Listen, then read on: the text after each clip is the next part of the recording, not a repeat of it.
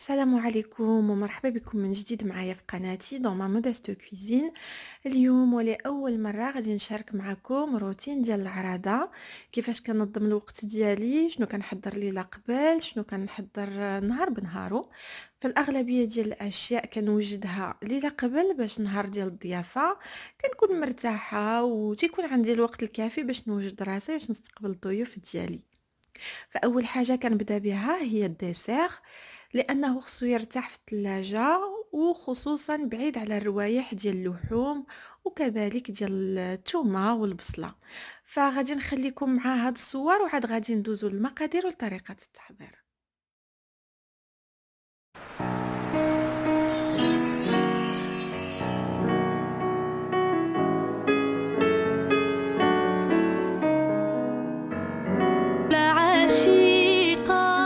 بالنسبة للكؤوس ديال الشوكولا غادي نحتاجو 170 مليلتر ديال الكريمة السائلة، 250 مليلتر ديال الحليب، 25 غرام ديال الكاكاو، 17 غرام ديال المايزينا و50 غرام ديال السكر.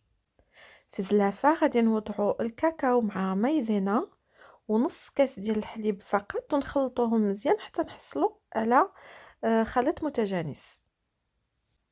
في كاسرونة وعلى نار متوسطة غادي نفرغوا الحليب والكريمه مع السكر وغادي نخلطوهم مزيان. غادي نضيفوا خليط ديال الكاكاو مع مايزينا اللي غادي نصفيو بطبيعه الحال، وغادي نخلطوا كلشي مزيان ونخليوه على عافيه متوسطه مع التحراك المستمر. وكيف يبدا الخليط يغلى غادي نحيدوه من على النار ونفرغوه ديريكتومون في الكؤوس، حيت الا خليناه دغيا كيشد راسو، يعني من الاحسن نفرغوه مباشره في الكؤوس. كنأكد عليكم غادي نوضعوه مباشره في الكؤوس، غادي نغطيوهم بالفيلم اليمونتير ونخليوهم يبردوا خارج الثلاجه وعاد نوضعوهم في الثلاجه من بعد. بالنسبه للتحليه الثانيه اللي هي عباره عن موس بالتفاح، غادي نحتاج 250 غرام ديال الكولي ديال التفاح كنشريه واجد اولا الكومبوت، 200 مليلتر ديال كريمه الخفق، 80 غرام ديال السكر وجوج الاوراق ديال الجيلاتين ما يعادل 6 غرام.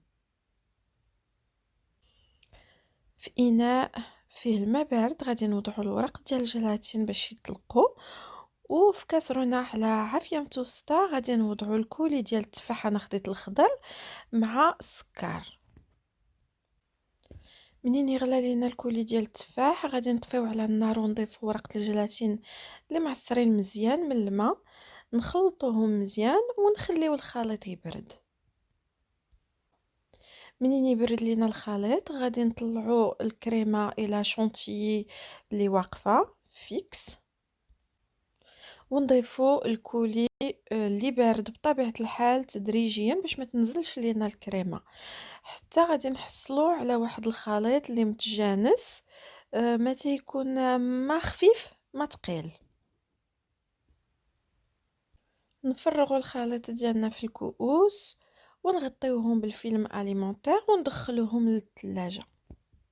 بالنسبه لتحليه الباناكوتا غادي نحتاج 250 مليلتر ديال الكريمه السائله، 40 غرام ديال السكر، ورقه ونص ديال الجيلاتين وجوج ساشي ديال السكر الفاني. في كاسرونه وعلى نار متوسطه غادي نفرغوا الكريمه، نضيفوا السكر والسكر الفاني، وفي اناء غادي نوضعوا الماء بارد وغادي نرقدوا الوراق ديال الجيلاتين. منين يغلى لينا الخليط غادي نطفيو على النار ونضيفوا اوراق الجيلاتين اللي معصره مزيان من الماء ونخلطوا كلشي حتى تندمج جميع العناصر. هنا وجدت الكؤوس ديالي اللي حطيت بهذه الطريقه في البلاطو ديال البيض، وغادي نبدا نفرغ في الكريمه، غادي نخليهم يبردوا جانبا وحتى يبردوا كليا عاد غادي ندخلهم للثلاجه. بالنسبه لتحليه التيراميسو باللوتوس سبق لي وحطيتها في القناه، ولكن غنعاود نحطها لكم مختصره. غادي نحتاج الماسكربون 250 غرام، 80 غرام ديال السكر، جوج البيضات، ساشي د الفاني وبسكويت اللوتوس. اول حاجه غنبداو بها هي نخفقوا بيض البيض حتى يولي مثل الثلج. في اناء او في لاكيف ديال لو غوبو غادي نوضعوا الصفر د البيض مع السكر والسكر د الفاني، ونطربوهم حتى اللون ديالهم يتغير يولي غادي البيوضه، ونضيفوا تدريجيا جبنه الماسكاربون. غادي نحصلوا على واحد الكريمه اللي ملسه، ونضيفوا تدريجيا البيض ديال البيض بلا ما نهرسوه، نخلطوه في اتجاه واحد يعني من الفوق لتحت حتى نحصلوا على واحد الكريمه اللي متجانسه. نفرغوا بسكوي اللوتوس اللي مهرمش في الفون ديال لي فيغين، ونوضعوا الكريمه ونكرروا نفس العمليه حتى ننتهيو من الكميه كامله ديال البسكوي ود الكريمه. وغادي ندردروا طبقه ديال البسكوي هكذا.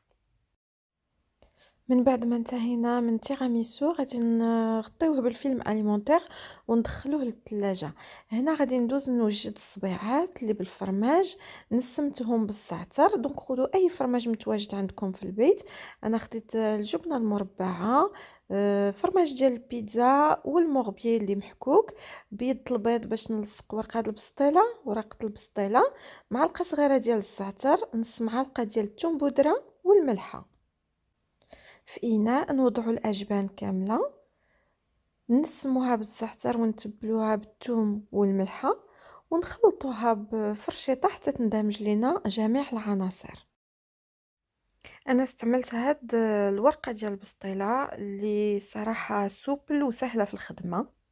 هاد الورقه هادي سوبل، ما كتحتاجش فريمون ندهنوها بالزيت ولا حتى شي حاجه.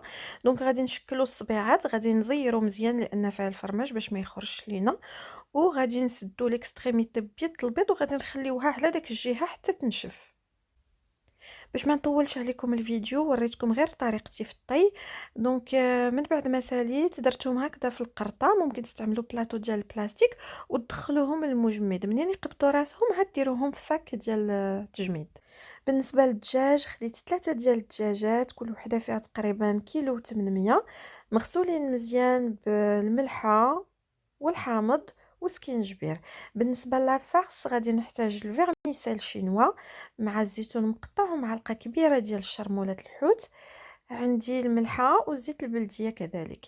بالنسبه للتشرميله ديال الدجاج غادي نحتاجو بصله كبيره محكوكه، جوج المعالق كبار ديال القزبور والمعدنوس، معلقه كبيره ديال الزبده، عصير ديال الحامضه، شويه ديال الزعفران شعره وزعفران الحر، معلقه صغيره من كل من سكينجبير، التحميره، الخرقوم، عندي الملحه والابزار، عندي 5 ديال الدروس الثومه محكوكين، وجوج ديال الضويمه ديال الزعفران، وبطبيعه الحال الملحه والزيت البلديه. في اناء غادي نوضعوا الشعريه ديال الشينوا اللي غادي نقطعوا بالمقص. غادي نضيفوا الزيتون ومعلقه ديال الشرموله، تقريبا جوج المعالق الزيت البلديه والملحه.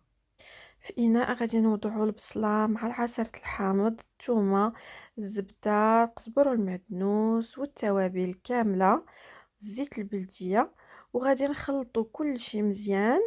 وغادي نشرملو الدجاج بهاد التشرميله هادي من جميع الجوانب. الصدر ديال الدجاج تكيتو بالموس كيف سبق لي وريتكم في واحد الفيديو باش تدخل له مزيان التشرميله.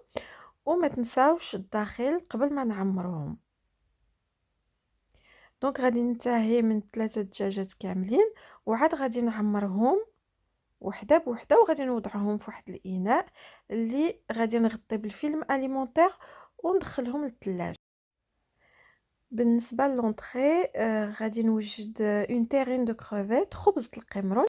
غادي نحتاج 400 غرام ديال القمرون لي كونجلي، 170 مليلتر ديال الكريمه، 4 ديال البيضات كاملين، الملحه، البزار والثوم بودره. في الخلاط الكهربائي نوضعوا جميع العناصر نطحنوهم مزيان. ناخدو المول ديالنا فاش غنوضعوا لا تيرين نوضعوه في مول واحد اخر، نفرغوا الخليط ونكبوا الماء وندخلوه للفرن مسخن على 180 درجة مدة 35 دقيقة. وهذا هو الشكل ديال لا تيرين منين كتخرج من الفران. بغيت نعلمكم بانها راها كتنزل، ما كتبقاش على هاد لا فورم هادي. بالنسبة لتتمة المقبلات غادي ناخد الشامبينيون اللي غادي نغسل مزيان ونقيه كيف مبين في الفيديو، ودوزوه تحت الماء غابيدمون حيت هو راه كيشرب الماء. غادي نحتاجو كذلك الفرماج بالاعشاب المنسمه وبالثوم والبارميزان محكوك.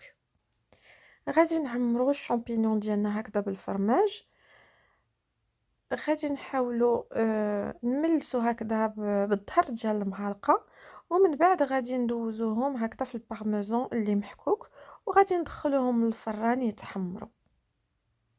بالنسبه للطوماط كوكتيل خويتهم من الداخل، حيت لهم الزريعه وحيد كذلك القاعده باش يوقفوا مزيان. خديت الطون مع المايونيز وشويه ديال الملحه عينكم ميزانكم، وعمروا سوا بالمعلقه اولا جيب الحلواني، ومنين غنبغي نقدمهم غادي نزيد الزيتون كحل عليهم. بالنسبه للبيض ميموزا لي زو ميموزا، غادي ناخذ الطون اللي تبقى عليا من مطيشه، غنضيف شويه د الملحه، البزار، شويه ديال الثومه غبره، مايونيز الا خاص، والبيض مسلوق بطبيعه الحال. غادي نحيد الصفر ديال البيض ونضيفو على الطون. ما غاديش نملح الخليط بزاف حيت ديجا مالح، غندير غير قبصه صغيره مع شويه ديال الثومه والبزار ومعلقه صغيره ديال المايونيز، ونخلطو كلشي ونوضعوهم في الجيب الحلواني، ونعمرو البيض ديال البيض. باش غادي نحتفظوا بهم في الثلاجه غادي نوضعوهم في واحد التوبيروير اللي كيتسد مزيان، ونوضعوهم مع مطيشه كذلك. من بعد ما انتهيت من الكوزينه، تحيه لجنود الخفاء اللي عاونوني، ميرسي ا توت لي بيرسون كي مون ايدي. وجدت الطبله ديالي حطيت فيها كلشي باش ما ننسى حتى شي حاجه.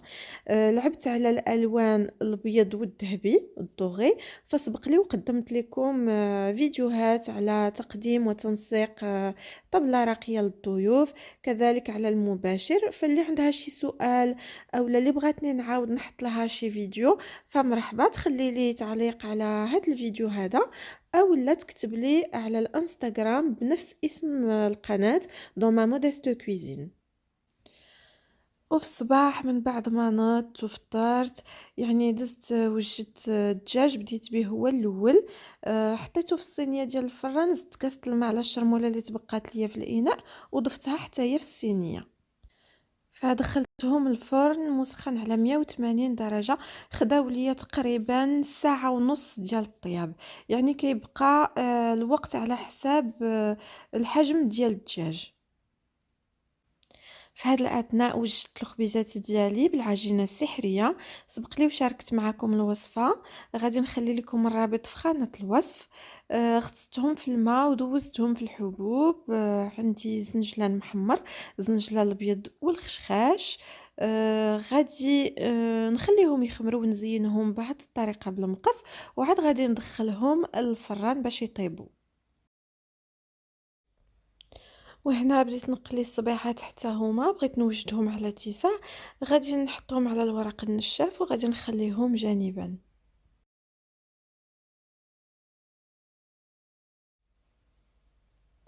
فهنا وجدت شونتيي فيكس زينت بها الكؤوس ديال الشكلاط، وغادي نحتفظ بهم في الثلاجه حتى الوقيته ديال التقديم، وعاد نزينهم بالكاكاو المر.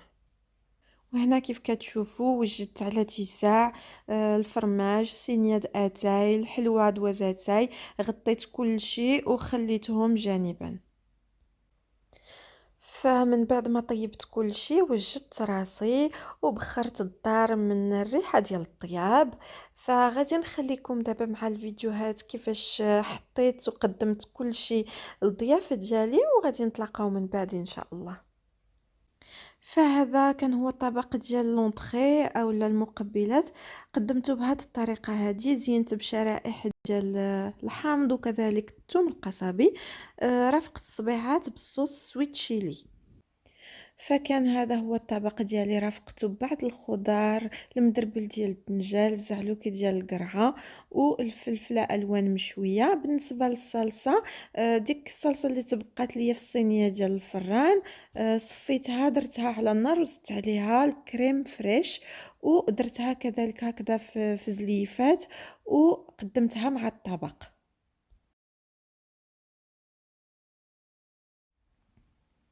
فالبلاطو ديال الفرماج قدمته مع السلطة ومطيشة ديال الجردة وصلصة منزلية اللي سبق لي وشاركت معكم في القناة.